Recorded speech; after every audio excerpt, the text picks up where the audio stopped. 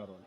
అభివృద్ధి 1, 2 పనులు చెప్పగలుగుతున్నారు కానీ నాయకులు మొదలు పెట్టగానే నవరత్నాల కోసమే మాట్లాడుతున్నారు. నవరత్నాల వల్ల అంటే ఎగ్జాంపుల్ చెప్తాను. నవరత్నాల వల్ల ఒక కుటుంబానికి 1000 రూపాయల ఆదాయం వస్తూ ఉంటే ఆ కుటుంబం దగ్గర ధరల వల్ల, నిత్యావసరాల ధరలు పెరిగిన ధర వల్ల, పెట్రోల్ ధరలు పెరిగిన దానివల్ల, డీజిల్ ధరలు పెరిగిన దానివల్ల. కానీ నానిగారు నిజంగా ప్రాక్టికల్గా ఆలోచిస్తే మీరు చెప్తున్నది ఏదైతే ధరలు పెరిగినాయి, అక్కడ 100 రూపాయలు వస్తుంటే ఇక్కడ ఇన్ఫ్లేషన్ కారణంగా వెళ్ళిపోతుంది, ఇదంతా ప్రజలు నిజంగా అర్థం చేసుకునే సిచ్యువేషన్స్ నియోజకవర్గాల్లో, మండలాల్లో, గ్రామాల్లో ఉంటాయని 100% అండి. ఏది ఉన్నా లేకపోయినా ఫస్ట్ గ్యాస్ పైన చూస్తాను.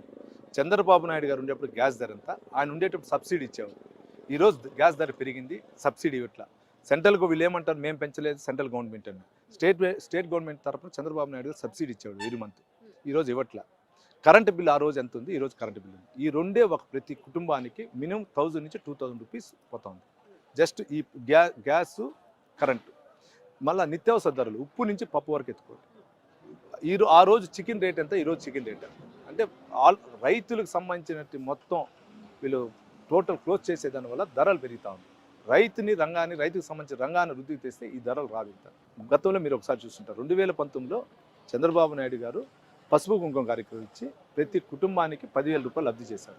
సైలెంట్గా ఉండి వాళ్ళు వేయాలని ఒకసారి జగన్మోహన్ రెడ్డికి వేశారు. ఈ రోజు కూడా అంతే, కేసులకు భయపడి ఉన్నారండి.